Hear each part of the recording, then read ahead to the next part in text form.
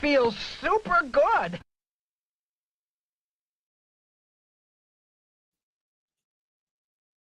All right, we're on.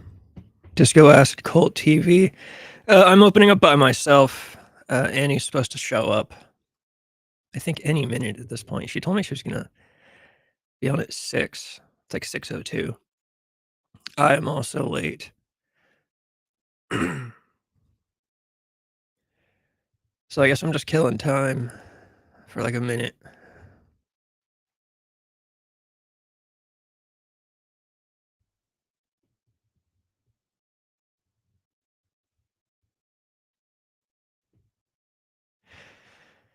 I still have this throat thing. Whenever I get sick, it takes me a long time to get my voice back. So my voice is still like cracky and whispery, and I'm really not liking it. I should have not streamed this whole week too because of that, because it's like bothersome to my ears. My voice cracked really bad last night at one point, and I was kind of pissed off about that. I'm like super easily devastated when my voice cracks. It makes me feel inferior. I don't have a good voice for doing this. That's the main thing I've learned is that I do not have a voice for radio. And so when I'm sick, it just kinda makes it like 10 times worse.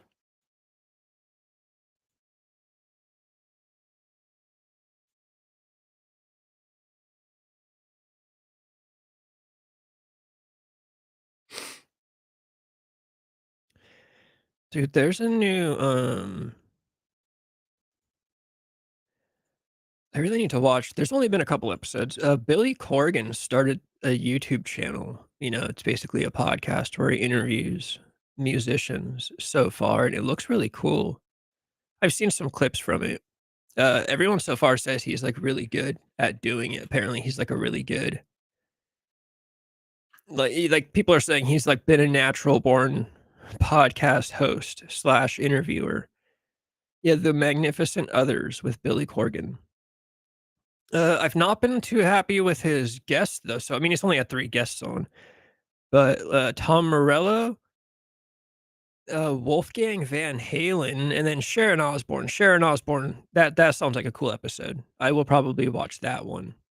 Uh, oh, and Gene Simmons, of course, Gene Simmons does everything. I'll watch Gene Simmons too. Tom Morello is a total goofball. I have no interest in Tom Morello. And then Wolfgang Van Halen, you know, not too interested in that. Just not. I don't really care for, what is it, Eddie Van Halen's son? Isn't that who he is? I mean, obviously he's, one of the Van Halen kids. But, yeah, yeah, obviously. He's Eddie's son. I wonder what happened to Wolfgang to make him come out so chubby. I wonder if Eddie Van Halen was like a naturally chubby dude, but he just was doing so many drugs that he stayed skinny. What Eddie Van Halen? I mean, obviously Eddie Van Halen was doing drugs in the '80s, but he really never struck me as like a, like I doubt he was doing drugs and drinking like David Lee Roth was doing drugs and drinking. Eddie Van Halen to me always seemed like a guy that was, there's always the guys in the band that they party, they get down a little bit here and there, but for the most part, he's playing guitar. That's his thing. He's just sitting around the hotel room playing guitar, maybe doing some cocaine with some buddies, but then he's playing guitar. He's getting right back to guitar. David Lee Roth, on the other hand, makes me think of those guys like he's not even singing.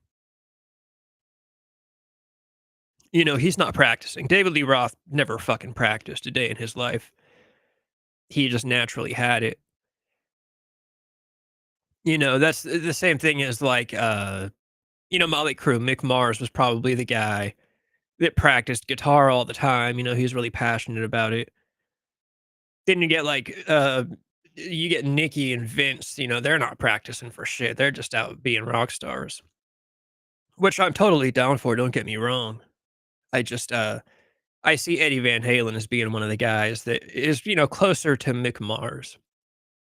I know Mick Mars was, I think Mick Mars' biggest thing was, like hooking up with broads. Like Vince Mars. Mick Mars was a groupie guy.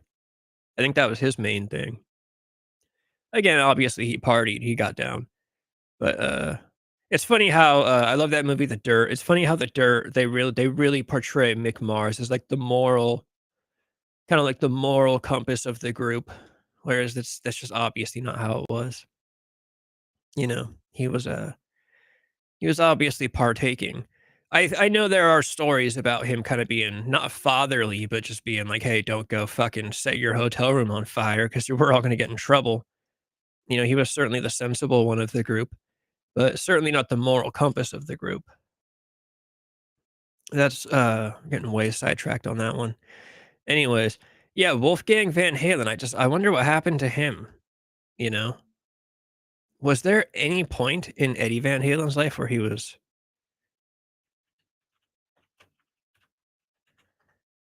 chunky like that? I can't even find there's nothing. Oh, it's his mom. Oh, yeah, his mom is a little I mean, she's also not big. I don't know, Wolfgang, like, he's not I don't is he mo would you I don't know if you'd classify him as morbidly obese, but I keep saying the word chunky, I think that's a good word to use. He's like bowling ball shaped.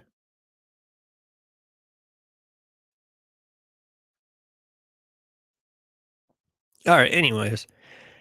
Yeah, I'm not into I don't really care. I wonder why Billy Corgan thought that was one of the first episodes he should do. I don't really know why that's like, I think it was, like, his 2nd episode. I don't know what order these came out in. I think the first episode was Gene Simmons, which makes the most sense. Gene Simmons will I'm sure Billy Corgan paid him, like, 20 bucks, and that was the easiest get. But, and of course, and I love Kiss, don't get me wrong, I don't mean to disparage Gene Simmons, but, that one makes sense as the first episode. I think the Sharon Osbourne episode is probably gonna be one of the most interesting. I'm very curious about, I've never gotten too deep into Ozzy Osbourne's lore. I've never been a huge like, I like Black Sabbath, early Black Sabbath. I've never been a huge Black Sabbath guy, though, which I know some people think is kinda, like, fucking wild to say. But, yeah, I just, I like some of their stuff. "Children of the Grave" is probably my favorite song by them. But and, and of course, all the respect in the world. I credit them with, with creating the genre of, heavy metal. There's always that debate who really created heavy metal. And, yeah, I would say Black Sabbath. I think the big contenders are Black Sabbath. I think Led Zeppelin, for some reason, is a contender. I don't really understand that. To me, Led Zeppelin is pretty straightforward rock and roll. You could also do a slash and then say hard rock. They've got some songs that are hard rock, but I would never there's nothing I've ever heard by Led Zeppelin that I would consider heavy metal. And then I know one of the big contenders, and it's not even a full band, but some people will say that Helter Skelter by the Beatles was the first heavy metal song. And I kinda like that argument. Basically, any argument that argues in favor of the Beatles, I usually side with, To me, well, not even to me, I think obviously, it's my one opinion that I will say is objectively correct. I won't accept any other arguments. Obviously, the Beatles are the greatest band of all time. So whenever any argument comes out and says the Beatles did this first or did this best or did this, I say, "Okay, yeah, of course. Of course they did." "Oh, Helter Skelter was the first metal song ever written?" "Yeah, of course it was. Of course it fucking was. It's the fucking Beatles." But obviously, you can't credit that as the creation of heavy metal itself, you know?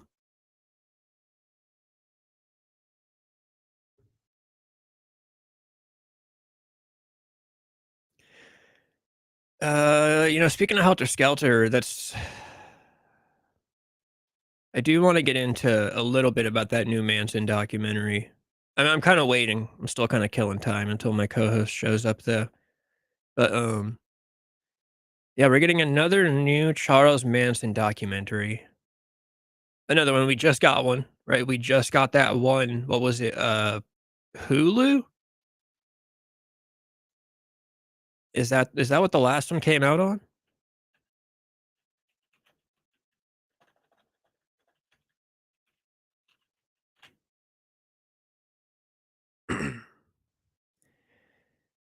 Yeah, Making Manson no, Peacock. We just got a Peacock documentary on Charles Manson, like, a few months ago, and that one was fine. They all start bleeding together. They all run together. They all have generic names, like Making Manson or Making a Murderer or, The Manson Murders or What Drove Manson or The Manson they're all these very generic names. Coincidentally, my favorite Manson documentary is, like, the most generic name of all time. It's the 2017 documentary, what's it called? I think it's called The Final Words. It's like Charles Manson, The Final Words. It's narrated by Rob Zombie, which, of course, you know, has to give, yeah, Charles Manson, The Final Words. The fact that it's narrated by Rob Zombie does not actually, like, add points to it, but to me, I jokingly say 'cause obviously I love Rob Zombie. So it's cool that he narrates it, and it's cool that he narrates it because there's a lot of things in that documentary that I believe to be factual. And, seemingly Rob Zombie's always kind of subscribed to the generic Helter Skelter Manson theory. So I liked that he narrated this documentary because that means he had to learn all this stuff as he was narrating it. So I like the idea that he was learning some of these things too. But yes, so far the best documentary, and probably after the Netflix documentary that we're gonna get soon. The Final Words will still be the better documentary. The new documentary coming out, we're getting the Chaos documentary. We're finally getting Tom O'Neill's Chaos. And it's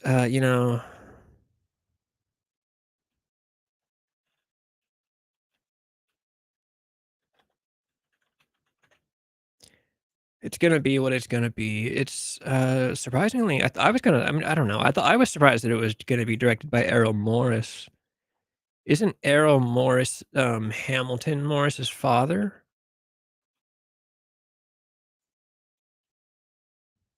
I would go ahead and say obviously. Let's see. Dude, give me the fucking personal section on Wikipedia. Where is this shit? Oh, yeah, there we go. Hamilton Morris. Yeah. So Errol Morris, like one of the greatest documentarians of all time, is taking the Manson documentary, and I don't buy it. So I'm not a like a subscriber to the MK Ultra theory when it comes to Charles Manson. That's kind of the main thing I'm getting at.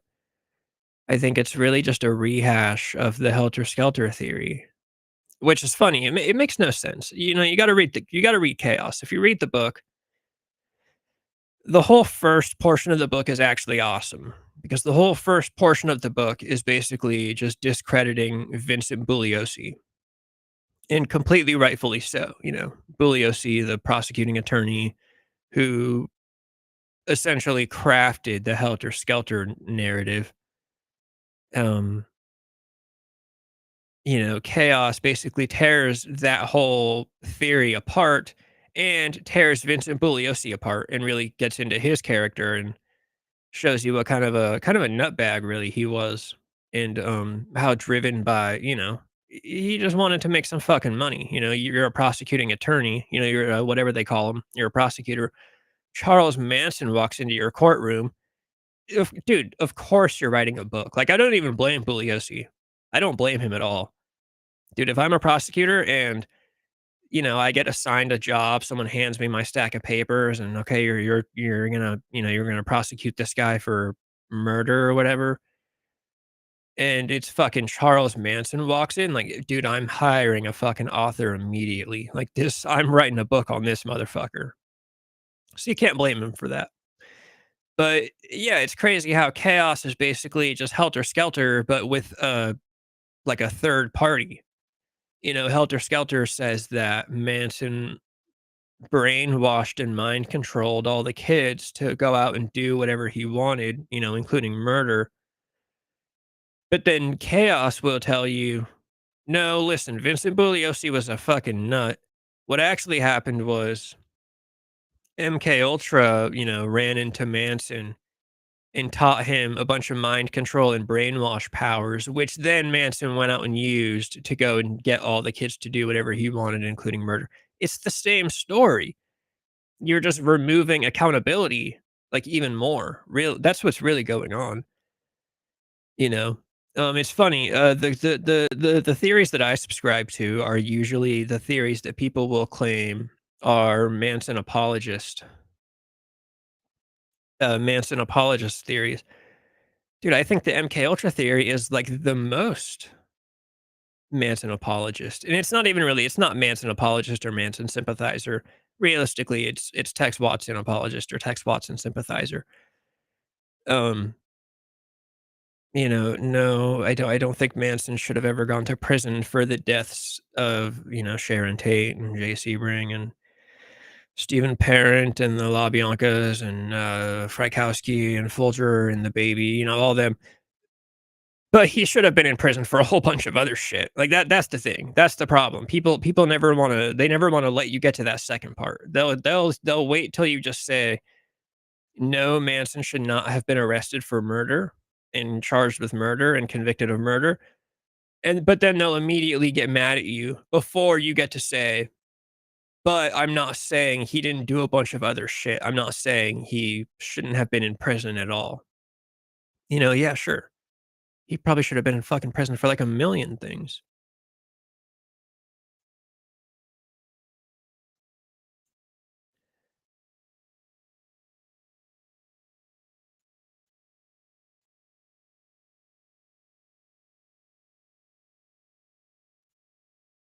But as far as all those murders go, no, should not have been in prison for those. That's not Nah, nah, I can't get into that. Especially not because of, MK Ultra.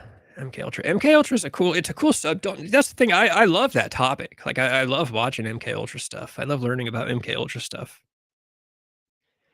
But, when, you know, when they try to mix it with the Manson thing, it's just, you know, it doesn't really fit for me. The whole theory basically hangs on to one thing. Hold on, I gotta click my partner in crime in. Hey, what's up? Hello. What are you doing? I just sat down. Oh, perfect.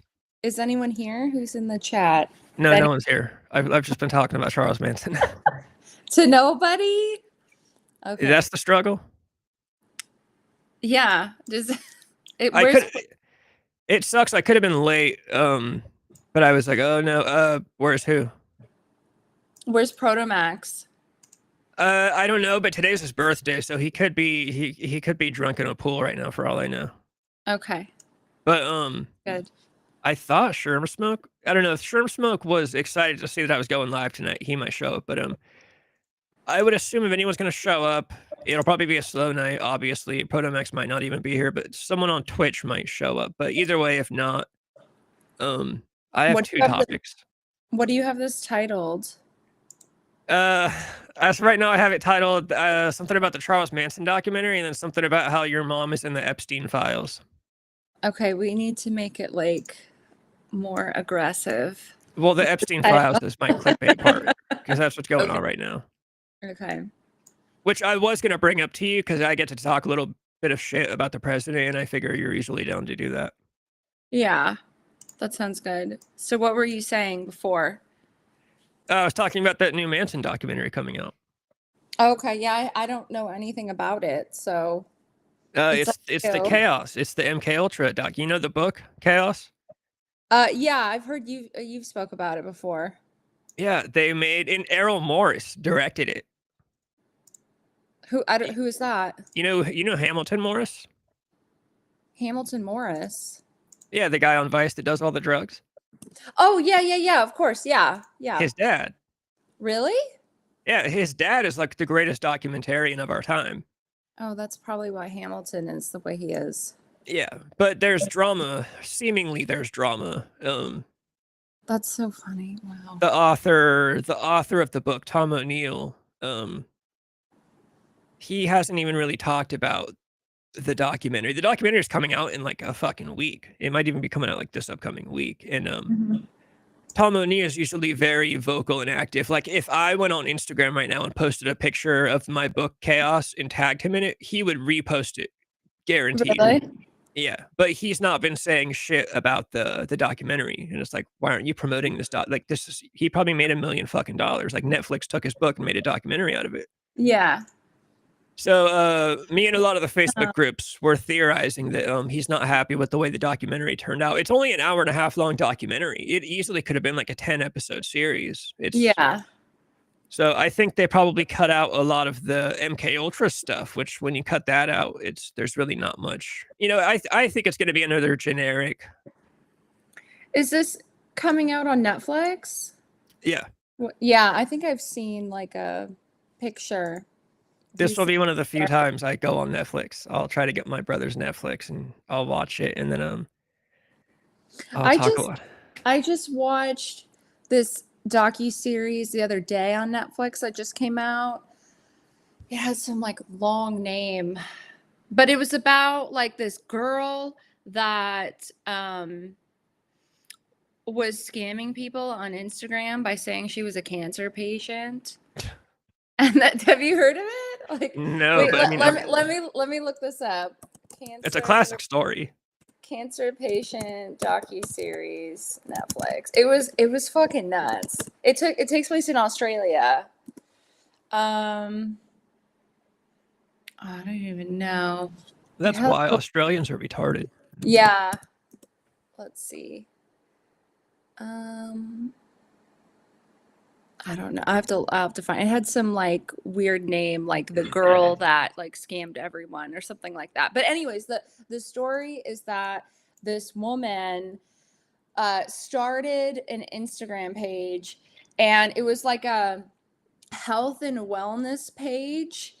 And she said that she had like, I don't know, it was like some kind of severe cancer, like brain cancer or something.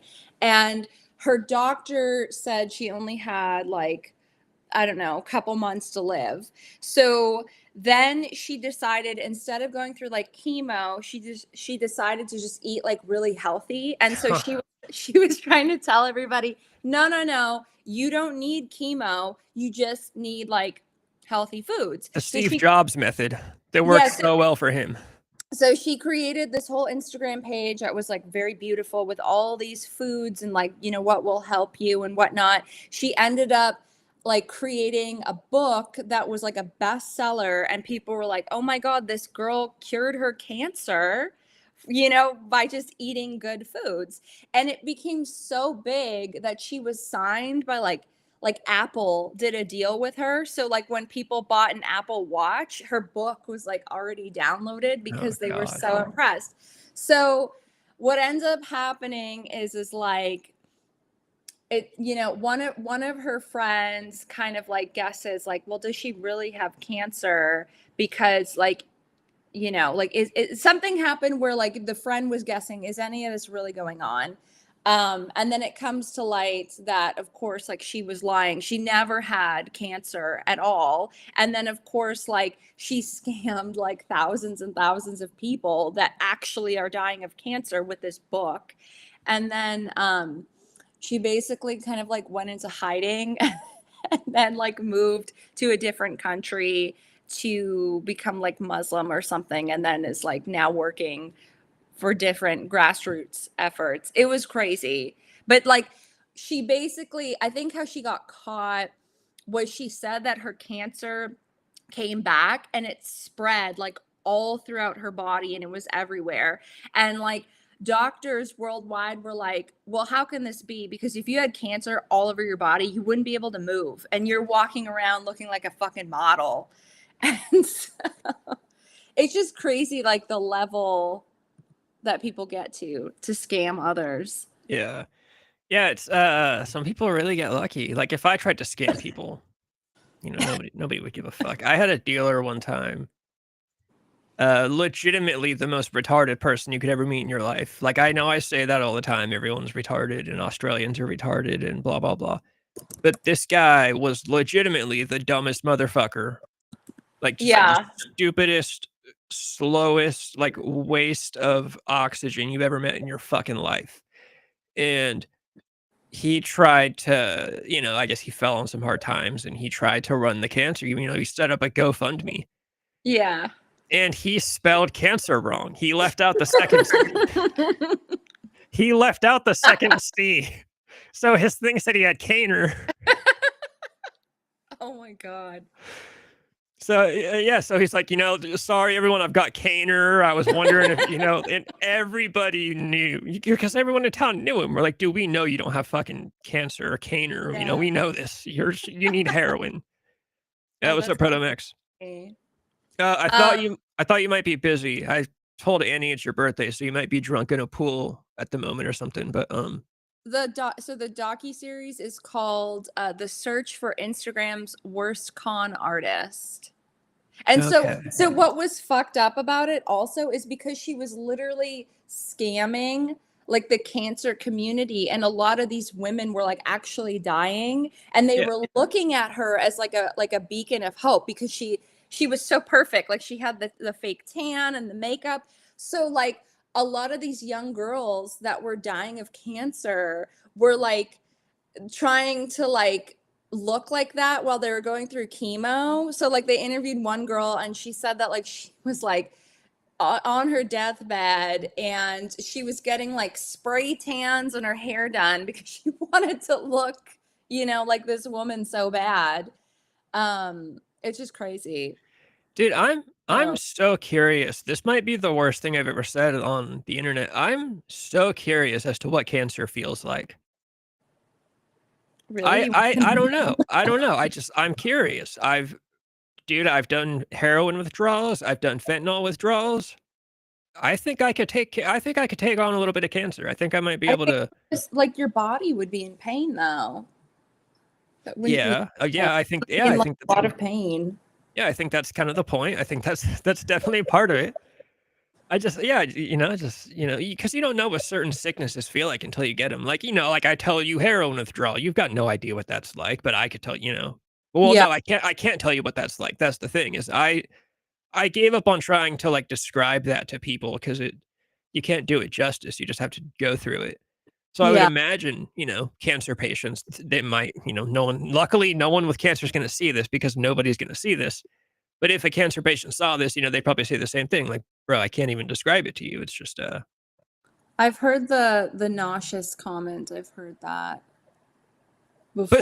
But see, that's kind of what I'm getting at is that when you tell me that it feels like you're exhausted and nauseous, to me, that kind of undersells it. Like I sit here and I say, well, I've been exhausted and nauseous before. I could do that. That's why I don't describe heroin withdrawal. Because a lot of people, if you ask them, what is heroin withdrawal like? What they'll tell you is it's like the flu, but 100 times worse. Because yes, there are flu-like symptoms. You do have nonstop runny nose and you're yawning. I'm not even over exaggerating. You yawn every 10 to 30 seconds until your face starts hurting. Yeah. You sneeze, you pour sweat, you just pour waterfall sweat out of your body and you get cold sweat. So yeah, there are flu-like symptoms, but it's nothing like the flu. I will never tell anyone, oh, if you got the flu, just imagine that, but way worse. No, heroin withdrawal is like, dude, every time I ever had to withdraw, if I happened to have a gun on my nightstand, like I'd be done. I would not be here. So luckily I never happened to have a gun at the same time. Yeah. But yeah, so that's what I wonder, because yeah, I've heard that too. It's like cancer is like you're exhausted and you're nauseous. But it's like, bro, I've been nauseous for like the last week. I've been like getting over some bullshit, and so I don't want to undersell it. I'm just, I'm morbidly curious about these things. I also wonder what it's like to. I wonder what it feels like to get shot. I also hope I never get shot. I'm hoping no one shoots me ever. But I'd rather be shot than stabbed. I know that. I know I can tell you that. I'd for sure rather be shot than stabbed. Yeah, it's a hard no for both. But yeah, back to the, I guess back to the scamming people. The cancer scam is like, did you hear the Brad Pitt one recently? No, what's that? I don't remember the details. It was a couple weeks ago, but some lady got scammed out of all of her money. Somebody set up a fake like AI Brad Pitt account with like Okay. AI pictures of Brad Pitt in a hospital bed, and messaging old ladies, "I've got cancer. It's me. It's Brad Pitt. Can you send me some Wait, I money?" feel like I've heard this, but no, Yep. go on, go on. I mean, that's That's it. Some crazy. lady fell for it. She sent him, her entire bank account. My thing is like,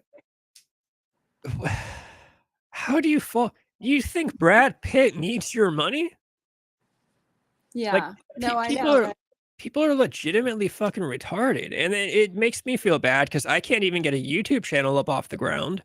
Yet there's people out there that are falling for scams of Brad Pitt needing their money. Yeah. No, that guy has like billions.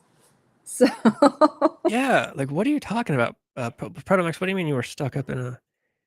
Oh, I was trying to get to my nurse to get. Okay, okay. I thought you were like telling me you're in a hospital bed or something. Like you got kind of carried away on your birthday or something. But yeah, well the oh, elder you're doing Dave Blunt's shit right now. All right, what were you saying? the um the elder scams are real. What's up, Sherm Smoke? Yeah, because old people don't understand that stuff. Well, that happened to like two family members of mine. Like my grandmother, she was dying of like Alzheimer's, and she pretty much gave away all of her money to like Nigerian scammers. And so my mom was like, dude, what the fuck? And then I have like a great uncle that currently also has Alzheimer's. And like he basically had like $1 million set aside for retirement for him and my aunt. And then like I guess he was secretly giving away their retirement money to these like Nigerian scammers because they would call and be like, "Hey, we have your son. Like you need to give us." And he's like 80 something years old. And then my aunt found out about it and was like, "Are you fucking kidding me?" And so I think she like put him in a home or something. So he has no phones. It's a Right. cold world. Old people.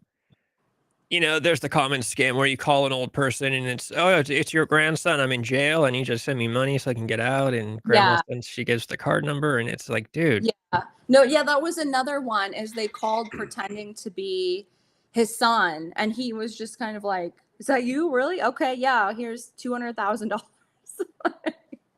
the thing No that's problem. funny is like grandparents with this money. It's funny how like grandparents know how to send money over the phone. Like they know how to, but they don't know how to tell if it's their grandson on the phone or not. Like Yeah. I don't know. I don't know. It's the dementia. it's But not yeah, even that. It's not even the that. They just some of them just they just can't tell.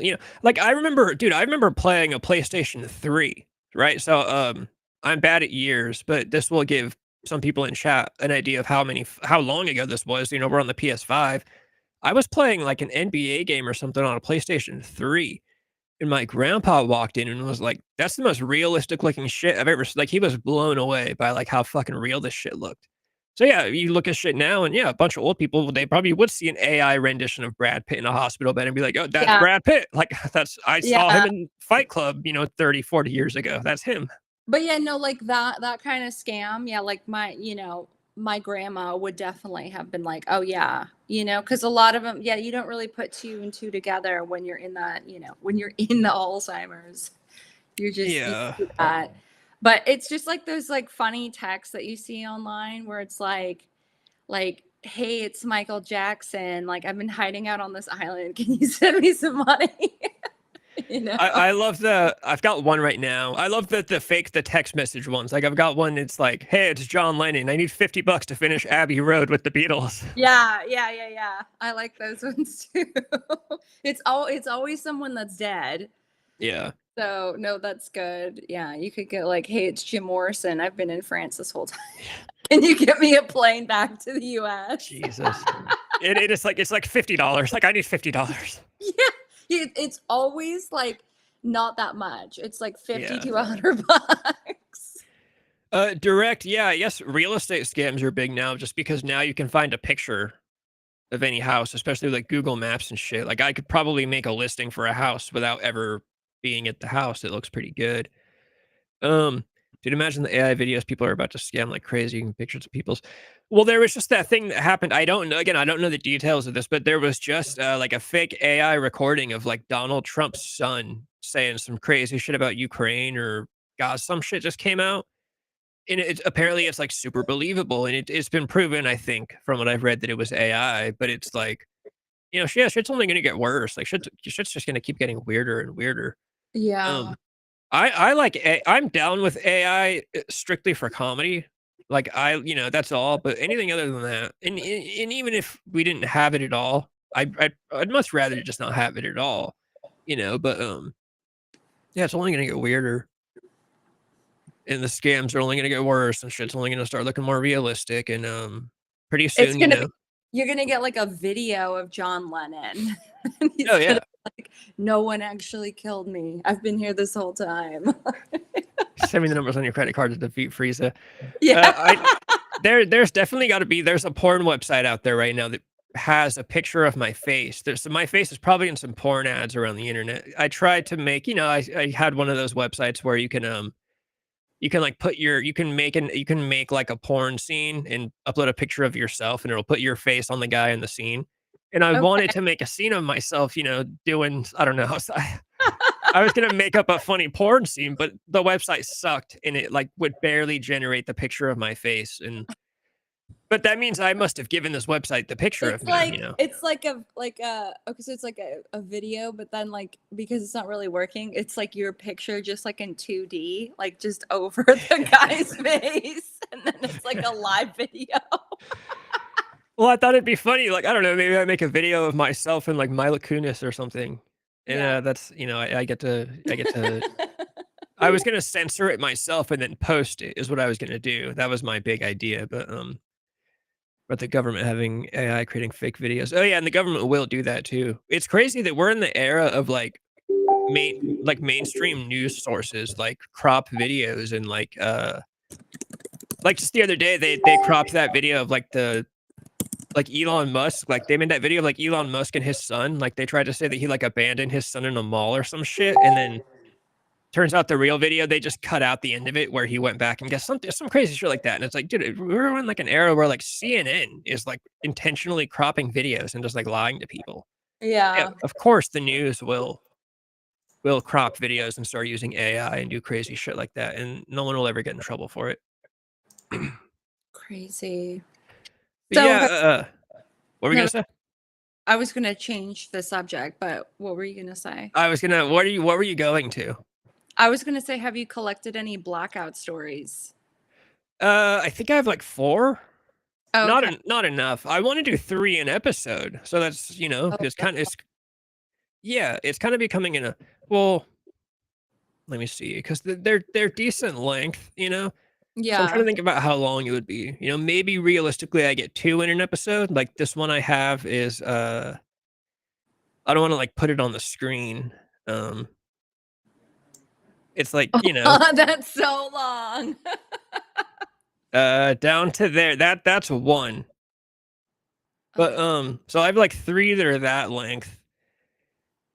And then one of them is really good. One of them is from a kid that I went to high school with, and I'm really happy about that one. 2 of them have requested anonymous, and then the kid I went to high school with, he said first names. I can do first names, so that'll be awesome. But yeah, it's a kid I went to high school with, and there was more people. The reason I'm kind of mad about it, more people when I posted that poll that said, "Would you be down to send me your stories?" More people said yes. Like there are more people that follow me that said they'll send me their stories.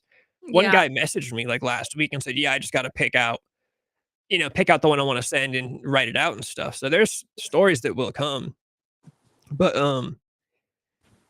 I will get to the point eventually where I'll just start writing my own stories and just be like, "Yeah, this is from Craig." Uh, Last night, Dirty White Boy and I were joking about true crime. We were talking about the term true crime. So there must be a false crime. We were saying we should make false crime videos. You could, and then you could use the AI to create a fake crime.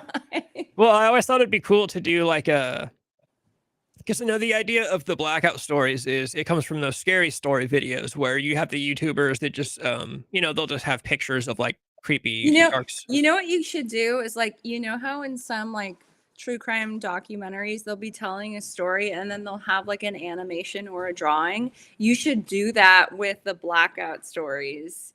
Like somehow create like an AI drawing of like what is being said. I mean, if I ever get big enough, yeah, I'd hire somebody and be like, "Hey, will you make animation?" It'd be cool to have like animations, like Yeah. I just do a voiceover.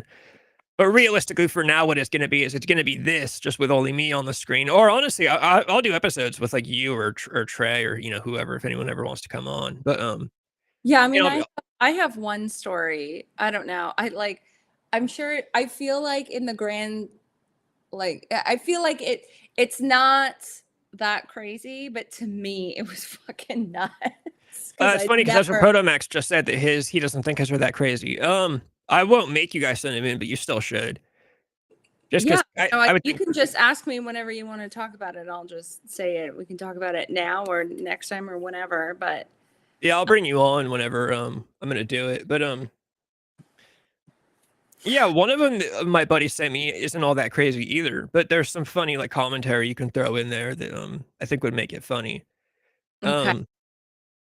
I've got one. I know the one that I'm gonna share, that I'll probably just share on the first episode, is the last show I played. And there's video. I have a video for it too. There's the video of me about to piss on the amp backstage, and I've got the red eyeshadow smeared all over my face, and I'm like No.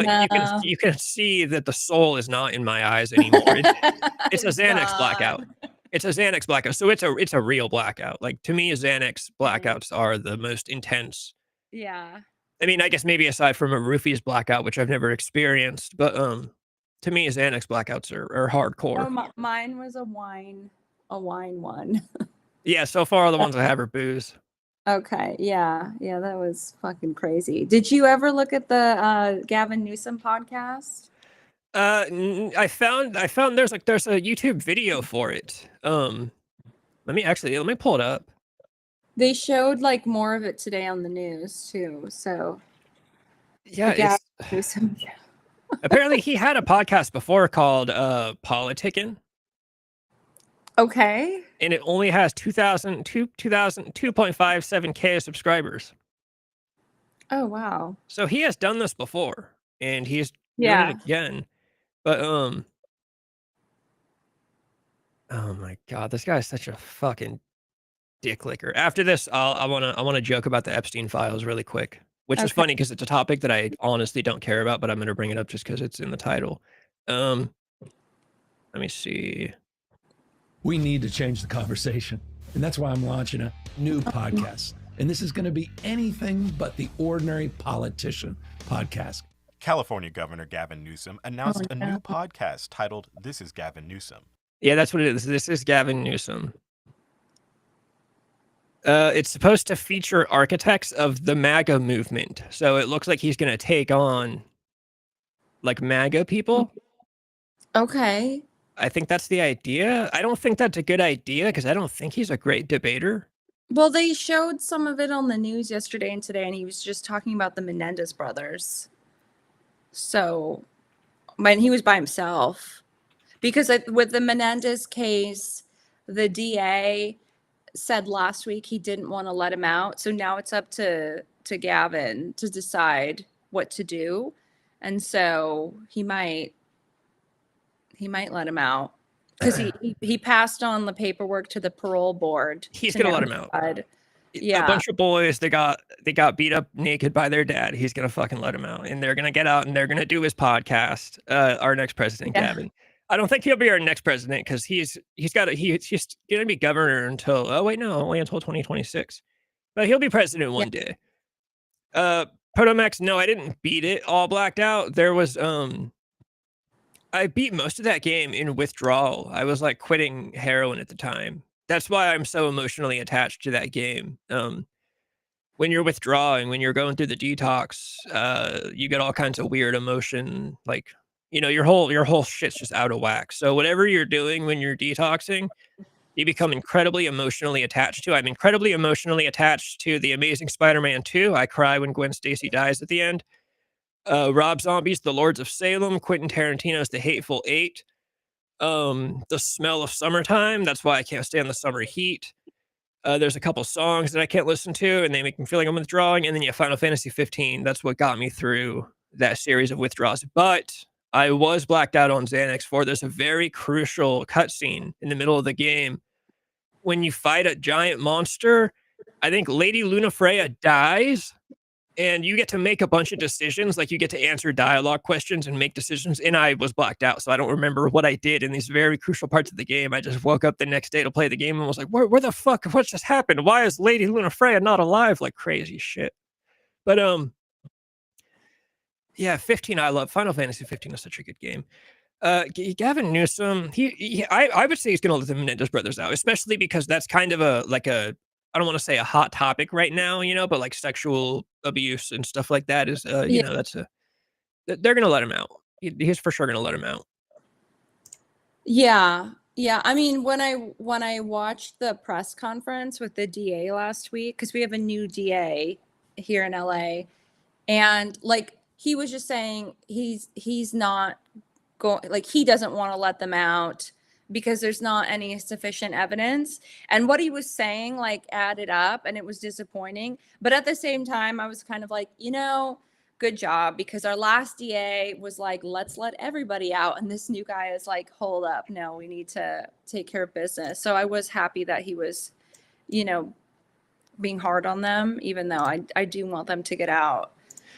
But if they let the Menendez brothers out, they fucking better let Bobby Beausoleil out. Bobby Beausoleil, I think, is coming up for parole this year or next year. It's coming up soon. And let me see, next parole date. Another Manson. They just let out, what's her name? Gypsy. I mean, yeah, her, but I was talking about the Manson people. Oh wait, no, sorry, not Bobby Beausoleil. They just let out Bobby Beausoleil. He got let out in January. Gavin Newsom has 150 days to review if he wants to block it or not. So they just let out Leslie Van Houten. They just let out Bobby Beausoleil. The next person who's up is Patricia Krenwinkel, the ugliest girl of the bunch, the girl that has hairy legs and looks kind of manly. So that's what I'm saying. If they let out, I don't really know how I feel about Patricia Krenwinkel. I haven't looked into.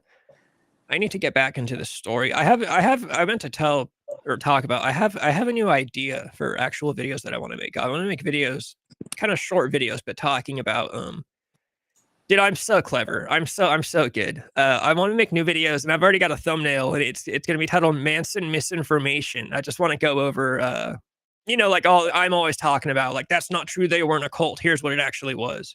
Yeah. So I want to do videos talking about, like, that, like, it's not a cult. Here's what it actually was. He was just a dude who played guitar, and he had groupies, basically. All the Manson stuff. It's really funny how simple all of it really is. It's like, oh, there were a cult. No, he's a fucking guitar player who sang. Of course, girls followed him around. Like, there's tens of thousands of girls in LA right now following around a guy with a guitar because they think he's going to be the next big thing. Yeah. That's exactly what Manson and the girls were. And yeah, they talked about mumbo jumbo spiritual shit because it was 1969. But yeah, fucking the Menendez brothers, they're gonna get out. They're gonna get out. They're gonna do a podcast. They're gonna do this as Gavin Newsom. They're gonna be like the first guests. It's gonna be awesome. What if the Menendez brothers are big Trumpers? Well, I mean, like, they come from a wealthy conservative family. So yeah. I wouldn't be surprised if like they go on the Joe Rogan podcast. I wonder if Joe would. Well, yeah, I think Joe would bring anyone on. I wonder if Joe would bring him on. I wish Joe would bring on like Leslie Van Houten or Bobby Beausoleil. That'd be hilarious. Everyone in my like Manson centered Facebook group, they all hate Joe Rogan because Joe Rogan brought on Tom O'Neill, and that's kind of why the MK Ultra theory is so popular right now, because that's where it really picked up steam is the Joe Rogan.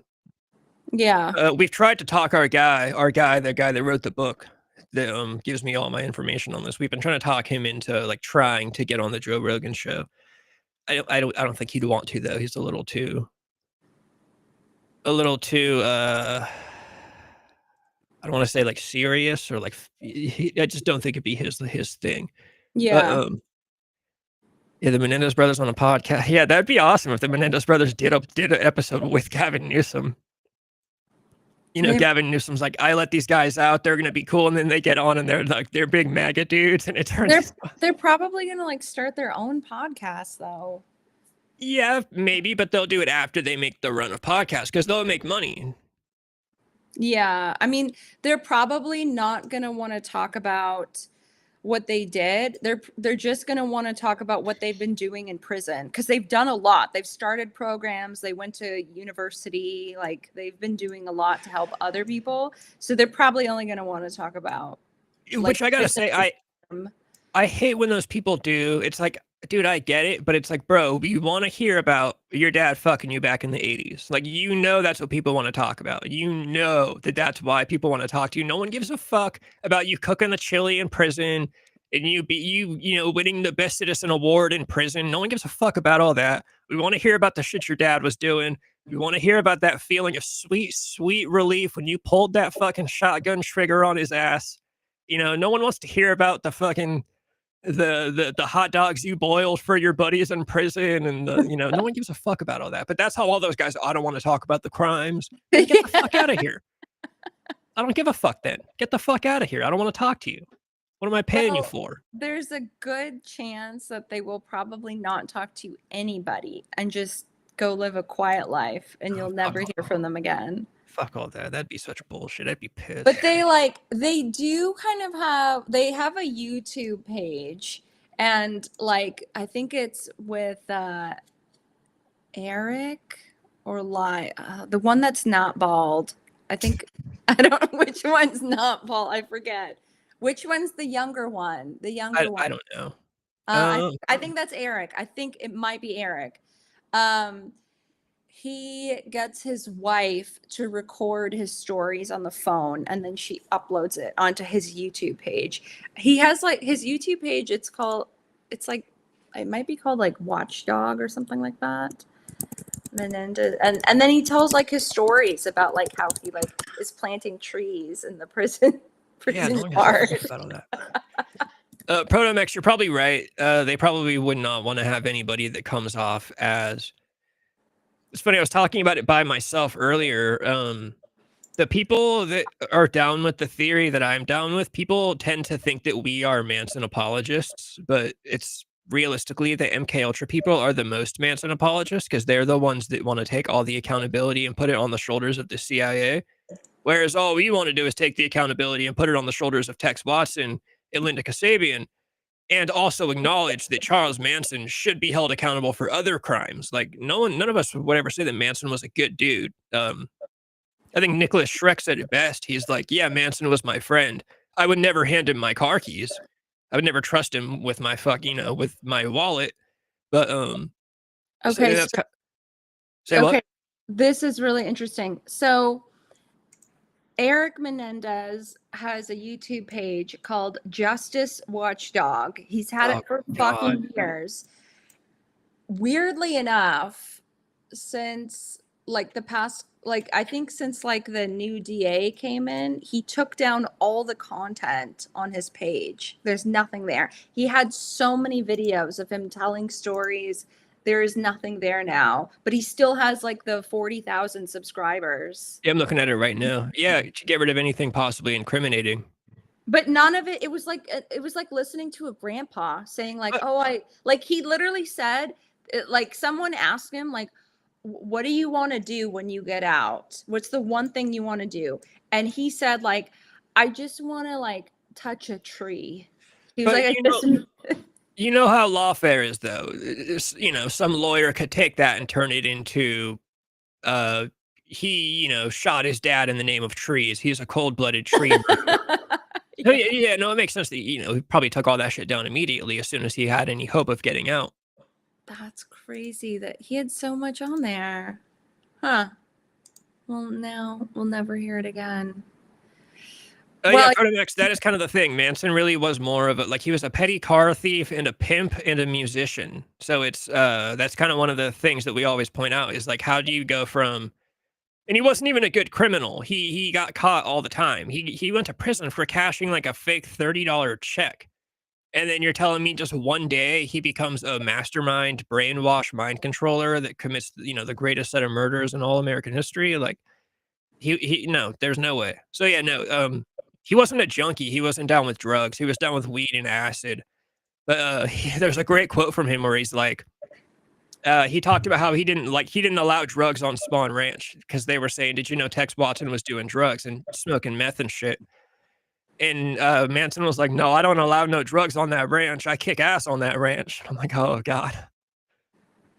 But yeah, yeah, no, it's not surprising that he deleted all his YouTube content because lawyers will take that shit and they'll twist every switch. Yeah, they'll call him a tree hugger, and they'll have him accused of killing his dad in the name of that tree that he wants to fuck when he gets out of prison. Maybe, yeah, since the parole board is reviewing, he took it down, or his wife took it down. Well, actually, didn't we say that like the wife was like leaving him? She was the one that ran the page. Maybe Yeah, because she found out he was getting fucked by his dad instead of being a cold-blooded killer. Maybe she was like, I'm not going to support and I'm going to take this page down. People in prison get those. Bobby Beausoleil had a YouTube channel, or has a YouTube channel, and he's been in prison since fucking 69, since 1970. It's crazy. Yeah, no, dude, they have iPads in there. Like, yeah. 2025. Bro, prison's probably not, except for like the big dick you have to take, like whenever you fart, it's probably not that bad. I just saw a clip earlier today of it might have been the Booty Warrior. The Booty Warrior was talking about how if you fart, that means like you're open for business, like crazy shit. What? That's insane. I think I have the video, but it's on my Instagram, and I don't want to share my Instagram on the screen. But yeah, he was saying something about, he's like, yeah, one time I farted in prison and I immediately blamed it off on the next guy. And then all the prisoners gathered around him and they were like, hey, what's up, boy? I'm like, wait, what the fuck is this guy talking about? The Booty Warrior is a certified classic, though. Anything that guy says is good stuff. But it was funny because just before that, Johnny Mitchell was talking about how in prison, the proper etiquette is you have to flush your farts. He said if you just blast ass in prison, you'll get your ass whooped. But you need to sit on a toilet and flush them because there's rules when you're sharing a cell with somebody. Like everybody sits when they piss because of piss mist. There's like a piss mist ratio. So everybody sits when to be respectful of their roommate. Their toilet's in the middle of their fucking room. Prison. I just said prison sounds cool because you get iPads, but no, prison sounds terrible. No, I had a friend that was in there for a couple of years and he got out and I asked him everything. I wanted to know.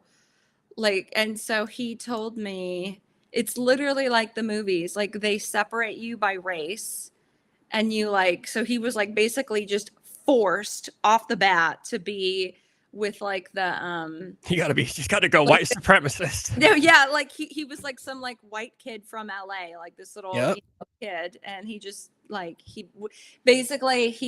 so the story is that when he was coming back from a festival with his girlfriend and they had like maybe one or two drinks in their system.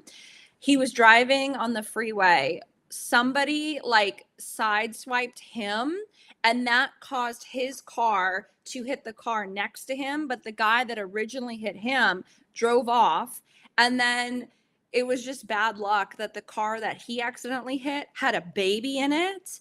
And then, of course, the woman was like, you fucking hurt my baby. And he was like, it's not my fault, this other car. But the other car was gone. So he was shit out of luck. He didn't have a lot of money. They put him in fucking prison for, hurting a baby. And he was in there for like God. 2 or 3 years. It was like a long time. And he didn't like because the cop was like, have you been drinking? And then he said he had a beer, but the cop was like, okay, you know what, 1 beer, we're gonna fuck you over. And so, and like, yeah, him and his family, they didn't have a lot of money, so they couldn't really get him a lawyer, so he was just like stuck in there in like San Diego, like in the prison down there. So I asked him everything when he got out. I was like, how'd you guys jack off? Like just like the weirdest shit. Because he said he shared a cell with like 3 or 4 other guys, but he said like you're forced to like be with your race. So he was with like the Aryan group in there. You got to go full white supremacist. Yeah, like, you do. You really do. Or else And they will so- beat your ass. But I did ask him about like the bathroom situation, and he just told me that like when one of the guys would go, like everybody just like looks the other way, and you just like, that's it. But Protomax, yeah, I wonder what you would have to do too, because you have a better chance of being with the Vatos. Like, I'm also a Mexican, but I'm for sure going with the white dudes. Like, they're claiming me for sure. You know, I'm not saying I look really. Mexican. Do you think I'm gonna qualify as a Vato? Well, I don't know. I mean, it really depends on like, will the other guys claim you? Because they might look at you and be like, well, you're not white enough. So Yeah, I wonder what happens if no one. What if none of them click? Did they just all take turns beating your ass every day? I don't know. You just get stabbed by every race a couple times a day. They all hate you. Yeah.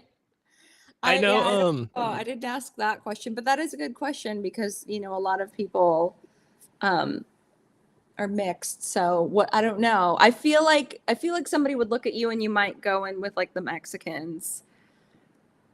I know, just of course, for me to keep bringing it back to Manson stuff. Everybody says Manson was racist. There's like that's like a weird gray area. He had a weird problem with Manson probably was involved in the murder of Donald Shea. And Manson did not like Donald Shea because Donald Shea was dating a black girl. And Donald Shea was white, and Manson didn't like that. And Helter Skelter was a thing. This is part of the damning stuff. Manson did believe that there was going to be a race war. He did believe that whites and blacks were going to go to war, which honestly, I mean, if you kind of look at like the state of things today, I'm not saying we're at fucking war, but there's certainly a divide between like races going on today. Yeah. But people always forget that Manson was in prison throughout most of the 60s, and that's when they started ending the segregation in prison. So Manson was in prison when they started mixing blacks and whites, and that's when they started fighting, and that's when the whites separated and the blacks separated. So Manson, being a product of prison, was then released into the country with this kind of, whites and blacks don't like each other. This is the way the world works. So when he sees a white dude dating a black girl, he, his prison mind is like, that's not how shit works. Yeah. But, yeah, there are stories of white dudes that will go to prison and they're like, no, I'm not fucking with the skinheads. I'm not doing that racist shit. And then the white dudes will just start beating his ass and he's got to be helped. Like, the cops have to put him in like the hole every day. Yeah. Nobody likes him. And Sherman Smoke, I'm half Mexican and run white. As long as you're down, they just look at you as another number on their team. Okay, so yeah, that makes it tough because then what if I choose the white people when I get out? Will my friends still love me? Like that's what that. I know some dark ass brown dudes with swastika and bolt tattoos. That's awesome. That's what I wonder. Like if I join the brotherhoods, if I get down with the whites in prison, when I get out of prison, will my friends still accept me? Because I had to hang out with the racist in prison. Well, would you get a tattoo? What if they make you get a tattoo? Dude, I'm doing whatever the fuck they tell me to. Whatever keeps a dick out of my ass and a shank out of my ribs in prison, I'm doing. I just remember so my friend, when he got out and I spoke to him, so when he went in, he had like really short hair. And when he came out, he had hair all the way down his back. And he said that like a lot of the white dudes did that. Like they grew their hair like Jesus style. Like all that's the way awesome. down. So you got a bunch of like Charles Mansons in prison. Yeah, pretty much. Hey, dude, prison sounds like the scariest shit. Prison is my biggest fear when I was doing drugs was getting caught when you're doing heroin, you know, you get afraid of, you know, obviously you're always afraid of being arrested, but withdrawing in jail is like the biggest fear in the fucking world. I've known people that had to withdraw in jail, and they're like, dude, it's like terrible. There's people that have had to withdraw in prison, and they're like, dude, they just become so fucking pathetic that they just throw them in the hole for like, you know, a week and just let them fucking die in the hole. And it's yeah, That's prison crazy. sounds shitty. I've always been very lucky. I've done a lot of bad shit, and I've spent one night in jail my entire life. I've never gotten I've never had any other interaction with the cops. I've never been arrested aside from that one time. Um, yeah, I've always gotten lucky. I've always been I don't want to say I've always been smart though, but I've always been paranoid, you know, like I'm not fucking meeting a dude for a deal in a closed Kmart parking lot at 3 in the morning. Like, you know what I mean? Yeah.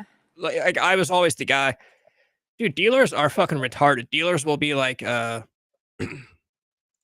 bro, no, it's gonna be hella hot. We gotta go to like, you know, this shady ass closed Burger King parking lot at 2 in the morning. I'm like, dude, what? No, go to the fucking Walmart because it's open. So like we can go there, you know, or like I was the guy that like I'd be in the car doing drugs with somebody and a cop would roll up right next to us. And I'm like, okay, follow what the fuck I'm doing. You get out of the car, you act like you belong here. You don't start being a fucking weirdo about it.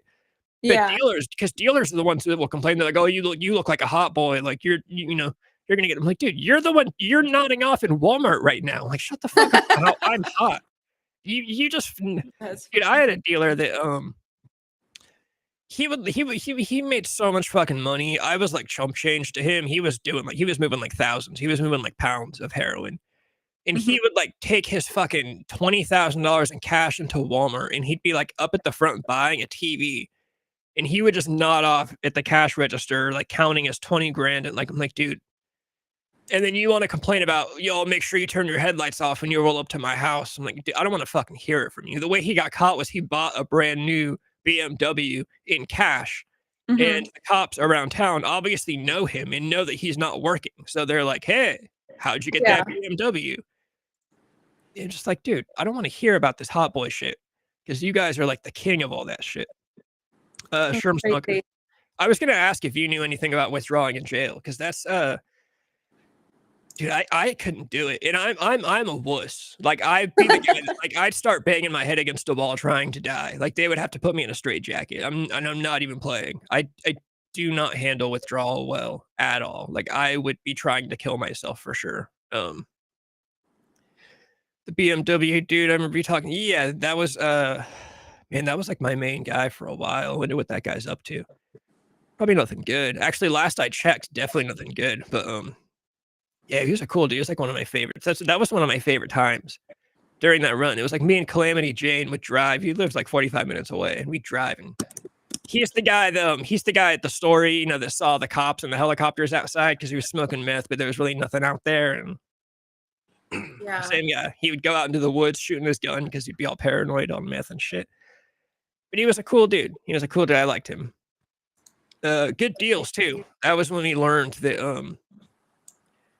I don't want to give away too much, but the geography, the area in which he lived in has a good supply of heroin. So you get a lot of bang for your buck. Whereas where I live, you get ripped off. It's like the usual. You're lucky if you get some shit that's like on point and not cut. But yeah, dude, the Menendez brothers are getting out of prison this year. Yeah, I mean, I hope so. I kind of feel like they're just gonna be quiet. Like they're just gonna go live with their family, and That'd be fucking that's stupid. it. I mean, they're like 60 now. So Well, if they live in LA, are you going to be an on the ground journalist for the channel and go harass them? I don't think where does their family live? I thought they lived in LA. Their dad was a big Hollywood guy. Well, yeah, but their parents are dead, and I don't think I don't think the family lives. Well, I don't know where the family lives. So I Well, don't. They live around That's why I here. think they'll have to do podcasts because what are they have no money. Well, I know that the wives live in Vegas. The So wife, why one wife? I thought one was divorcing him. well, yeah, but I don't know. You know, we'll see if that actually happens. But I do She's know gonna that she divorce lives him. He's in a Vegas. pussy. She's gonna divorce his ass. Yeah. But Yeah, that's what I'm thinking. They're going to have to do podcasts because they have no money. What are they going to just get out and buy a house with no money? Yeah. Well, I would That's- imagine they have a huge family. They have like a massive Does their Hispanic family like them?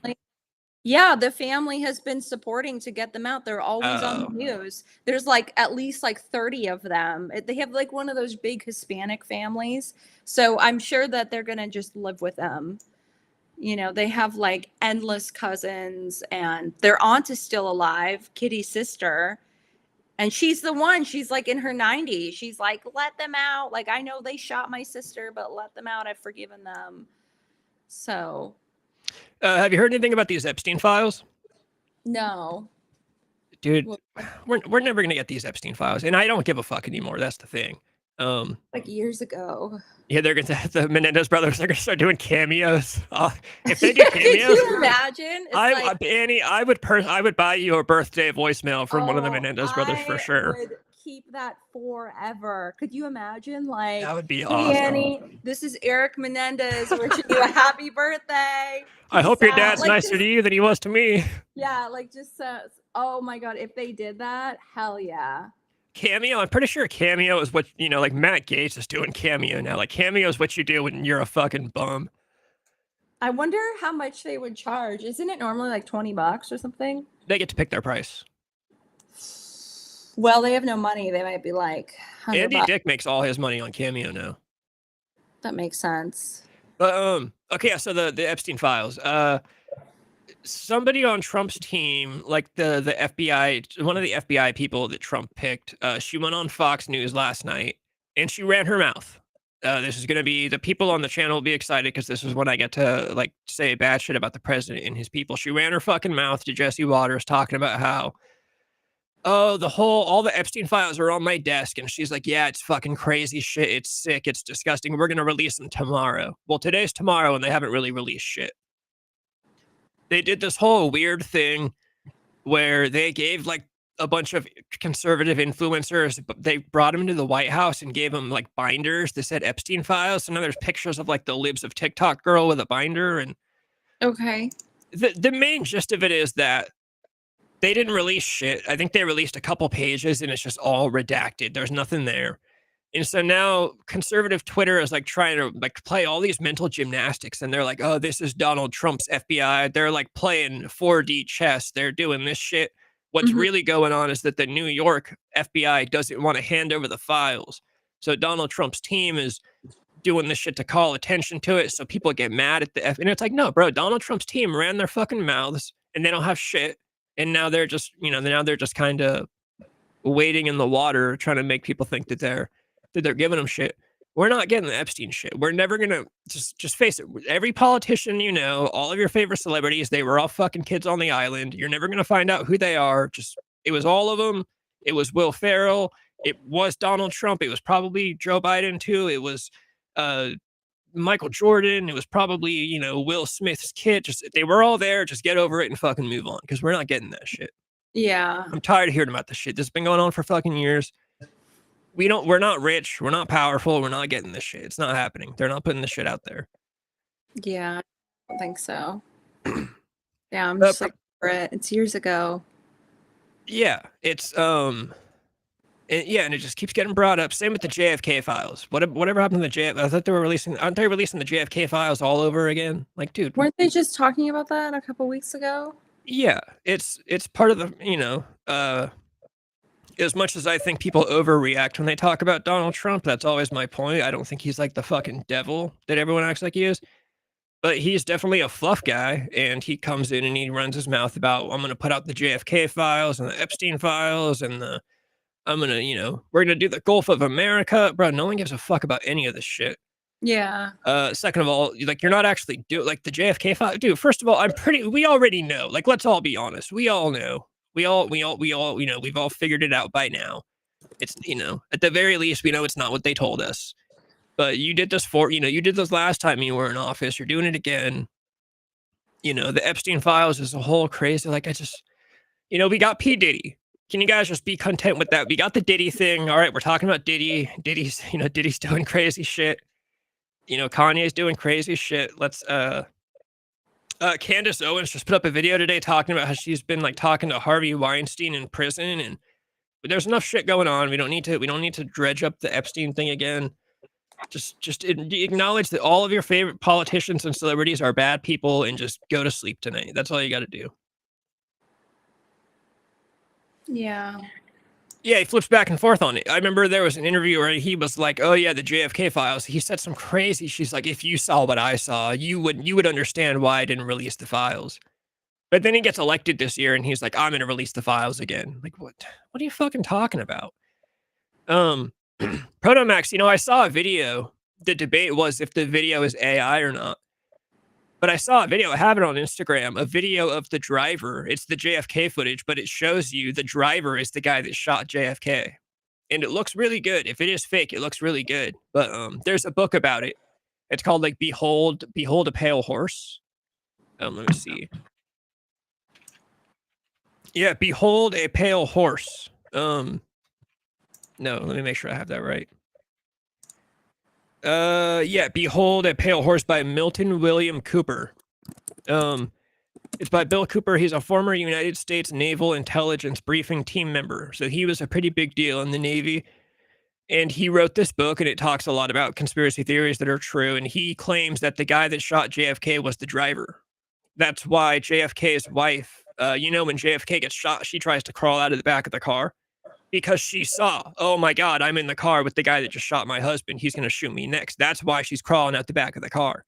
People are like, oh, she was trying to grab his brains. They're like, no, dude, she was trying to get the fuck away from the driver that just shot her husband in the head. But, yeah, crazy shit. We're not getting the files, dude. We're not getting the JFK files. We're not getting the Epstein files. Donald Trump is probably, if there are Epstein files, Donald Trump is probably in the Epstein files. Like, he was probably hanging out there. He was probably hanging out there with Barack Obama. Like, they're, it's, dude, welcome to the world. Like, everyone that you think are good people, all of your saviors are not, it's kind of like once in a while, Dirty White Boy says like these like kind of like things that I interpret as philosophical because I know him. And, his whole thing is, dude, I don't simp for politicians. Like, I rely on myself. I take care of myself. Like, oh, you know what? I can actually dig that. Like, yeah. Everyone thinks Donald Trump is going to save them. Some people think, Kamala Harris is going to save them. Dude, they're all fucking kids on an island. Like, you gotta go to sleep on your own. You like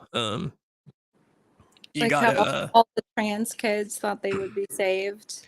Yeah, you're not. You gotta take care of yourself. Just figure your own shit out. Dude, my favorite little kind of funny little philosophical thing that Trey has ever said on the channel that I didn't even think about until later. We were talking about, one of our favorite topics is how rock and roll is dead. We like to talk about Motley Crue and how, that all that stuff is dead today. Well, I was saying, we don't have any more rock and roll stories. And I brought up the story of, there's this classic Motley Crue story. I think it's in their book, The Dirt. There's Nikki Sixx and Tom Zutat. They're sitting in the Rainbow Bar and Grill. And in the next booth over is Vince Neil, the singer of Motley Crue, and some girl that he's fucking. Mm-hmm. And Nikki Sixx and Tom Zutat are talking, and kind of out of nowhere, Vince Neil stands up and fucking punches this girl in the face. And Tom Zutat says, holy shit, we got to do something. And, Nikki Sixx laughs and says, nah, we'll let them handle it, because he's used to Vince Neil punching girls in the face. And Trey was like, yeah, you know why that's a rock and roll story is because there were no phone cameras back then. It's like, what are you talking about? Who cares? And he was like, dude, it's way more rock and roll to like imagine Vince Neil punching a girl in the face in the Rainbow. He's like, if you saw that shit on video, it'd be devastating. Like, he would never, you would think completely differently of it. And I was like, oh my God, he's fucking right.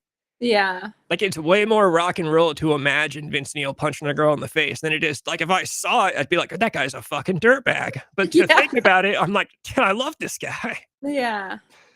I was thinking about that last night. I'm like, dude, he once in a while, he'll come through with these things. I'm like, dude, he got a really good fucking point there. One of my favorite things he ever said, the very first stream we ever did, was remember that guy from One Direction fell out of a hotel thing and died? Yeah.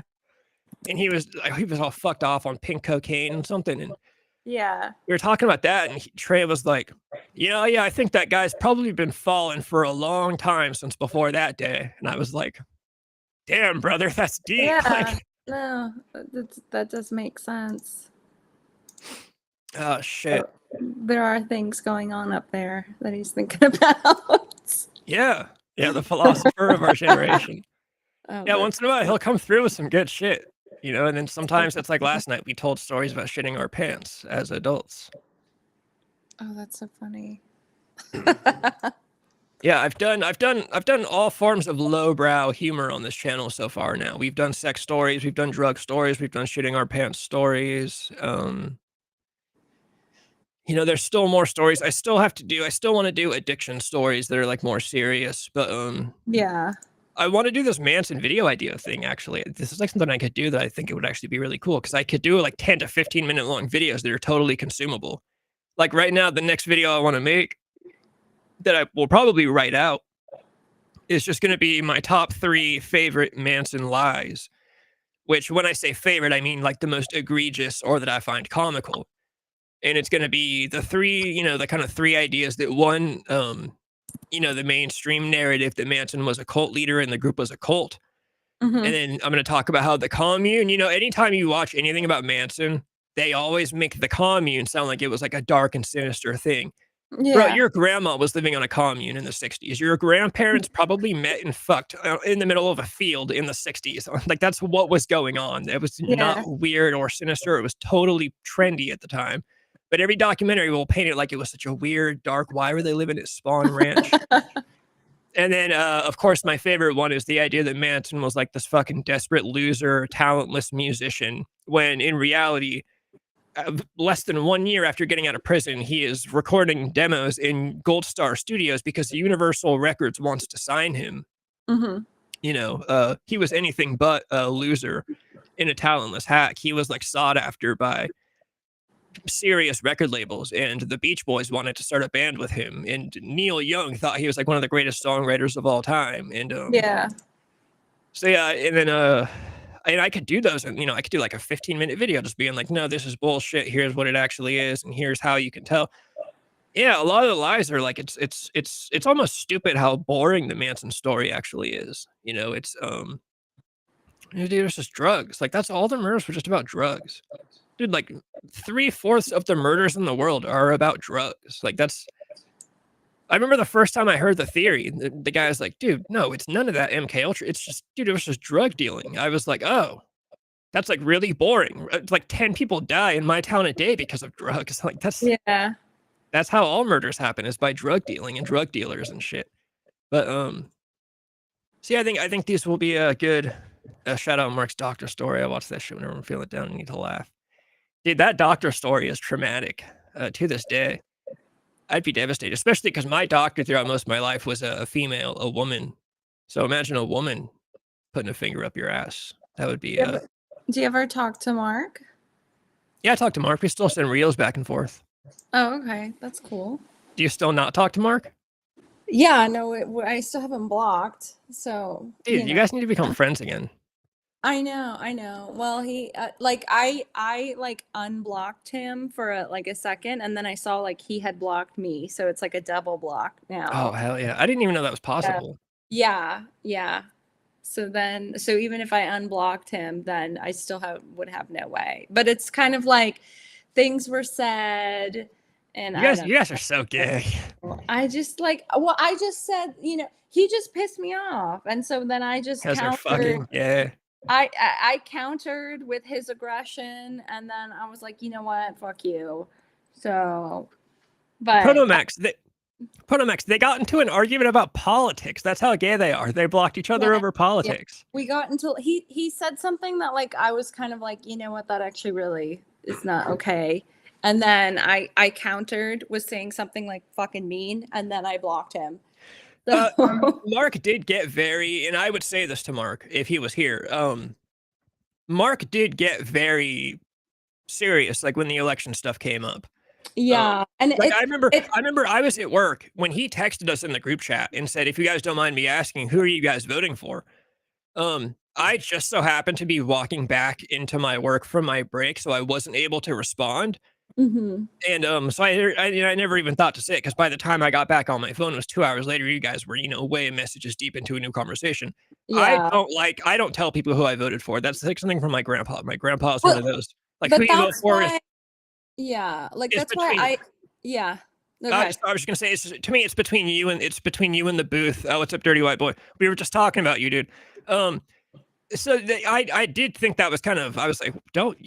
I was surprised you. I was hoping you were gonna say, I'm not telling you, because I would have said, I'm. Well, I think it was kind of like, obvious, but that's why I didn't say anything for so long, because I was just like, it was very clear from the start that we had completely different political views, and that's fine. But then it's just, yeah, and it sucks because like he was a good friend. Like he was so funny, I enjoyed hanging out, the three of us together. But then it's like he just made it weird. He made it weird at the end, and then it's just he said some things that were like that crossed a line, and I was like, you know what, I don't really want to associate with someone that's going to say these things to me. And so then I just blocked him in like a fit of rage. And so I'm you know, gonna moderate. I'm gonna bring you guys on, and I'm gonna moderate a debate between you two. I mean, that's like fine. Like if he would ever agree to like kind of apologize for his behalf, then I would apologize for mine, because I know like I said some things right back at him that were like very fucking mean. But it's just like, like it wasn't cool, because he started it off by saying that I think we were talking about like abortion. And it's always the abortion thing, because if you bring that up, I am gonna go fucking crazy. And so he was just saying like, well, is abortion more important to you than like what is it, like keeping, like not having America go to war or something like that. It was basically kind of like, yeah, something about, because I think he was saying about how like California is, just in demise. And Which it is. It is, but he was just like, well, is abortion more important to you than like your safety and whatnot? And I was like, well, to be honest, as a woman, yes, it is, like, to have those rights. Like, I'm not asking you if your rights are more important, but to me, fuck yeah, they are. Well, it also really like, quick, just to tell chat, Mark is one of those weird Republicans that he's fine with abortion. Like I remember Mark texting us back and saying, "Isn't it crazy that they want to like tell?" Mark's like, "You can't tell girls what to do with their." Mark, I remember him saying that he's fine with abortion. He doesn't want to tell a girl what she can and can't do. But I think he was just getting at, probably in an too aggressive manner. I think what he was just saying is your priority list really like abortion above something else? And I'm like, hell yeah, it is. Are you kidding me? Yeah, it is. To me, 100%. And so I felt really, really kind of like hurt that he would ask that. And then I was kind of like, well, that's, sorry, like that's such a man thing to say, because he's not going to have those, he can't have that experience. And so that was like the first thing he said. Hey, wait a minute. Then, you're from Los Angeles. You're supposed to say that Mark can have an abortion. No. So like he said that, and then like I really thought about what he said, and it didn't sit right with me. I was like, you know what, that's kind of fucked up. And then this was like the week before the election, and then what really set me off was like when it was announced that Trump won, he knew like how I felt. And he immediately like went into the group chat and was like, yeah, fuck yeah, like messaging me as well. And it's like, dude, like if this was the other way around, I would in no fucking way be messaging you, because I know your feelings would be hurt. So I just felt like, okay, like that's not okay. Like now you're just bragging, my feelings are hurt.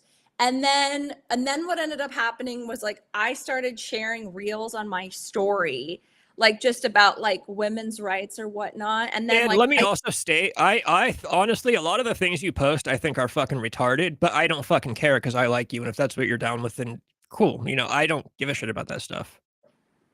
Like, what do you think is retarded? I'd have to find one specifically, but I know I've seen things that you've posted that I'm like, oh, I don't think that's like accurate, or I've heard something different, or like, I just think like political. Yeah, like I'm talking specifically political things. But Okay. you know how I am. I just, Yeah. I think we all three have different. I so far have agreed with Mark more so than you, but I definitely have disagreements with Mark. But yeah, I just don't care. Like, you could be the most hardcore fucking, you know, I like Bernie Sanders back in the day. You could be the Yeah. most hardcore Kamala person in the world. Yeah, I don't give a fuck if I like you, then I like you. I might think you're retarded, and I think all my friends are retarded. Well, I Like, mean, I wouldn't have said I'm like a Kamala person. I just like a lot of the stuff. If I ever post anything political, it comes from like the women's rights point of view, just yeah, no, because I know you're not like a abortion's so hardcore. high. Yeah, and so then like what ended up happening is like I posted this like satirical video that I actually thought was hilarious, and I think it was from like The Onion or something like that, and it was just like man finds like humor in like experiencing 1940s Germany in I 2024. I thought that was hilarious. So I I remember shared that is that. something that you posted that I thought was retarded because No, but I posted that because I thought it was funny. I didn't yeah, post that because I actually thought that was happening. I thought that was hilarious. yeah. So I shared that. And so Mark saw that and like he thought I was being serious, but I posted it as a joke and he went off on me about that. He was like, "You fucking think this, blah, blah, blah." And I just like looked at this thinking like, okay, I posted this like as a joke and he is just being so heated right now. So then like he was going off on me and then I just made this comment that was like, you know what? Like I I don't know why I said this. I was like, you know what, Mark, like if I ever lose my rights to like, like my to like any kind of contraception or abortion or any kind of women's rights, I will personally blame you. And then I blocked him.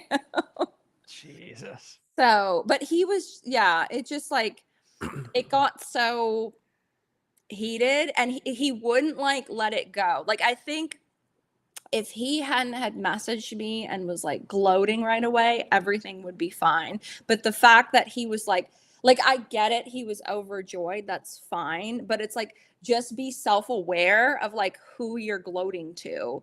Like don't do that to me because you know how I feel. And so Yeah. that's my issue. And then I wouldn't have like been upset. And so that's all. That's all. I will say I do totally believe that if Kamala Harris had won, I totally believe that you would not have been like gloating in the group chat or being like, yeah, fuck yeah, you motherfuckers. Like you'd be like, okay, cool. No, Like, I wouldn't have done that. yeah, I know that's what I'm saying. I know you wouldn't have. So I know No, that because I'm very understanding of other people's feelings. And so because I know if I did that, like I know right away that Mark would just say something mean to that, like so what's the point? So yeah, it's just like he just took it a little too far. So I just blocked him and then I saw that he blocked me back and now it's been what, like 4 months? So 3 months. Proto Max knows because he popped off in the group chat when the Lakers won. If Why Not was still here, he'd be down for. I think Why Not's a Lakers fan. I'm not a political fool, but maybe that's where the championship is like. Yeah, I would imagine hardcore Trump fans, they probably see it like sports. Because that's kind of what it reminded me of when you went off in group about, yeah, fuck yeah, Donald Trump won. I'm Yeah. like, dude, you sound like a dude like that's how I sounded when like actually I don't think any basketball team I've ever liked has won the championships in the time that I've been alive, so I couldn't tell you. But yeah, it's that shit's hilarious. Yeah, but I mean, it's like when I spoke about politics with Mark originally, like I told him like I wasn't really for like one side. Like I could see there are things on both sides that I, could understand with. So I could understand his political point of views, but I did tell him I was like the reason I always chose this one side is because they advocate for this one thing that is important to me. And and then the other side is always talking about how they don't want that, so I kind of feel like I'm torn. And so I just don't think he really could like grasp that, and so I was just like, you know what, I don't really want to talk to someone that's just going to kind of like put me down. But Oh you yeah, know the what, Celtics in 08. Sorry, that is the one, Celtics in 08. Okay, anyways. But yeah, I mean, like I do, I always think about how like the three of us would like hang out, and it was like outside of politics, like we all got along like really fucking well. Oh, yeah, we were a good trio. So yeah, no, and I still like wish that we had that, but You it's know, like, yeah. we really can't even. I have Mark's mic and laptop. I forgot. I Oh always yeah, forget he about that. gave it. Yeah, yeah. I have it. Oh I yeah, mean, I no, could mail the shit back to him, of course, if he ever wanted to. yeah. But yeah, I mean, no, I have his. I know that he was really hurt when like you changed the Wednesdays. I know that he was really hurt about that. So I think, he's just kind of doing his own thing. Yeah, I But think. But yeah, no, we still talk all the time. Like we send reels back and forth, and So yeah, no, it's I'm sure after however long or whatever. But I mean, at this point, it's kind of like I don't care. Like I feel like I shouldn't have like barked back at him, but he was so like just hyped up and like enraged. So I just like, said something at him, and it is what it is at this point. So, mail it back. We got to squash this beef. Yeah, I Yeah. wonder if he'll ever want to like even come back on again or get back into streaming. I mean, like if like I'm not opposed to like, having a conversation with him. I'm Well, not what opposed about it, sucks but I'm never gonna like, make that first move. What sucks is that I've always wanted to I want to do like a Howard Stern, Jerry Springer thing where like people fight. Like I would love to have people that fight on the channel. I hope that me and Dirty White Boy can get to the point where we get into full-blown fights on this. That'd be awesome. I would love that. I'm talking like Robin comes into the studio, she having a bad day, and she cusses out Howard Stern, and like Howard cusses back. And so I would have loved to have you guys on and have you guys just fight on the stream, and like I just sit here laughing about it. But No, yeah. I wouldn't fight him. I would just, hear his piece. Well, come on. What do you mean? Of course you would. We got to do something, dude. This channel is failing, dude. I've been doing this shit for almost like a year at this point. I gotta start having some drama on this shit. I gotta have people fighting on the stream and shit. Well, you have to bring Mark on then, I guess. So yeah, I need to bring someone on to fight with. I just want to have the heat. So. I want to have people cussing at each other on here and shit. But yeah, no, it was just like, that's why I don't talk politics with people. I keep my opinions to myself. But for some reason he was like, blah, blah, blah, and I'm like, okay, Jesus. I like talking politics with people, but I like talking politics with people that can legitimately be like, okay, I don't give a like I said, me and you have disagreements, but I don't give a shit. Like it's whatever you think is cool. I don't really care. You could think some crazy fucking outlander. You could think that Barack Obama's a lizard person, and I'd be like, you're stupid. And then I'd go on to talk about the Menendez brothers. You know what I mean? Like I don't care. Yeah. I guess I'm sure there's got to be something. I was thinking about that recently. There's got to be something that would like make me stop. I'm really a morally terrible person that like I don't really care what you've done. Like I've probably hung around people that have like shot people and shit. I'm just like, I don't give a fuck if you're nice to me. Again, I'll bring things back to Manson. Manson used to always say, I think people would talk about like, oh, Manson, you were always, someone said like you were friends with people that killed people. And he was like, yeah, I've been friends with a lot of people that do a lot of bad things, but they're nice to me. So I'm friends with them. They never hurt me. So that's good with me. Yeah, I don't give a fuck what you do. Maybe if we get into like kids shit, we start getting into shit with kids, maybe. But even then, I've had dealers that, that's a different case. You gotta have, when you have dealers, you have to have dealers. But yeah, one of my dealers, he used to drop Xanax and girls' drinks and shit. And I need that bag. I need that bag. So I gotta hit this guy up. I hope he doesn't drug my drink. Yeah. Protomax will fight with you only over Dragon Ball. You don't even like any anime, do you? Me? No. You live in LA, you're not into any anime at all? No. Not really.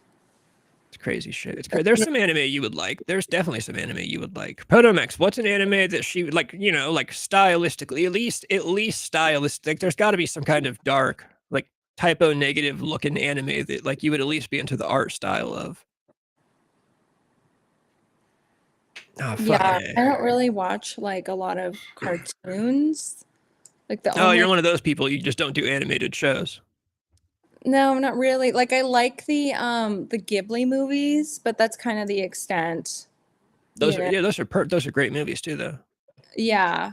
I do. I love the Ghibli movies, but I mean, I loved animation when I was a kid, but like now it's just like, Yeah. you know, It's to me, it's a perfect escape from, the real world is so dull and boring. And, but that's why I read. You know? it's crazy how girls, I think I've mentioned this theory to you because you read all these smut books. There's like a statistic that says like guys watch their porn and then girls read their porn because girls actually have better imaginations. Girls can read it and really get into it, whereas guys kind of need to see it laid out in front of them. Yeah, no, because I like reading the words, like reading the description of like what he did to her, and like how she was feeling, not just like seeing it. Because then it makes you feel like, okay, that's yourself. Like I'm reading these words about like if you were in that situation. I always wonder, there's got to be a small population of girls that watch porn. Like, what do girls think of when they watch porn? I don't know. Do they imagine them like? I know you. I'm just saying. I know. I'm sure you don't sit around and watch fucking porn, but girls that sit around and watch porn. Do you think they imagine themselves as the girl in the videos? Is that what's? I can't really say. I don't know. I'm not one of those girls. Well, neither am I. But I'm trying to engage in a fucking. Well, I'm sure that they probably visually like what they see, and then they might want to recreate that. That's what, to me, I always imagine if a girl's watching porn, she's probably thinking, "I wish my boyfriend did this shit" or something. It's Yeah, something like probably. that. I don't think Yeah. I've ever known any girl to watch porn. And I'm not even saying like, I know you read books. I don't think you read books for that purpose. I think you just like, I think to you, it's like the equivalent of me listening to like rock music or something. Like you're just like, oh, I like these fucking books. Yeah. I kind of think you reading those weird smut books, to me, that's the equivalent of like how I watch those 1970s movies about like high school girls to fuck their teachers and like those I guess trashy. like I like reading them because it's like they get so crazy. It's just interesting to see like where the human imagination can go. Yeah. Like I read a book once about this girl that was doing laundry and the lint turned into a monster and she fucked the lint monster. And it's like how where would you come up with that idea? I would never think of something. I would never look at a piece of lint and be like, okay, here's this whole ass story about how this girl grabbed this lint cock out of the dryer and then like had her like that's just crazy. Or this other girl that like fucked her bath bomb. Like I would never think of like You know what's funny about books and authors? Protomax, that is funny. I'm surprised there even is porn that is actually, I guess that makes sense. I'm sure there's like feminist porn where like it's meant to appeal to the girl. It's funny how authors and books, just they're kind of cut a lot more slack when it comes to creativity. Like a lot of the stuff you read in books, if you saw that in a movie, you'd be like, oh, this director is a weirdo who should be in prison for like weird crimes against humanity. But in a book, you're like, it's like really anything goes. And I mean, even yeah, you talked about like A Clockwork Orange, like the stuff yeah. that they're able to write in that book, but you could not show in a movie because that'd just be terrible. Books really are like the land of anything fucking goes, dude. You can do shit with kids, if you're the guy in A Clockwork Orange, and you can fuck lint monsters, and you can. So I You guess can that is fuck a it that back. is a that is a good point about the books that you can't get anywhere else. Is that it's like truly the most creative form. Yeah. I do have to go because it's almost 8 and I have some work to do. I was gonna say I figured we were gonna hang it up soon. I think Protomax is the only one left in chat too. So yeah, I only have 2 topics. I knew we were gonna do Menendez. I did a little bit of Manson before you got on, and I sprinkled it in everywhere else. I guess for the sake of the channel, yeah, that's probably what I'll be working. I'll start working on it next week. I want to do those. Dude, I'm so stoked. Manson misinformation is I was like, I should call it Manson information. That could work. No, that's so fucking gay. But yeah, of course, I make a thumbnail before I even have half of an idea for something. I've already got a cool thumbnail. Fucking yeah, I'll talk about all the misconceptions and like the lies that the stories will say. And then yeah, the Menendez brothers are gonna get let out because Gavin Newsom's gonna have gay sex with them on the podcast. We do need to let's keep an eye out. Has he put out an episode yet? Yeah, he has. It's got to be like not on YouTube though, because I can't find it on YouTube. No, they were talking about it on the news yesterday. So Well, we should find website. it. We should find it, and we'll have to bring it up. Oh yeah, there's an episode on Apple Podcasts. Yeah. It's only a 3-minute and 50-second introduction though. I don't know.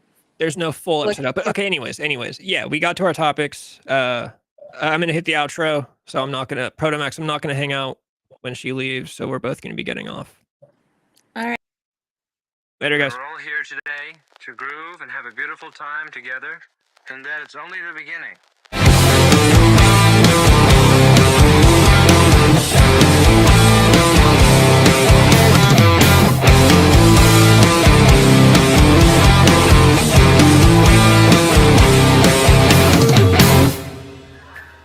Sometimes I think I'm drunk and then I realize I am drunk.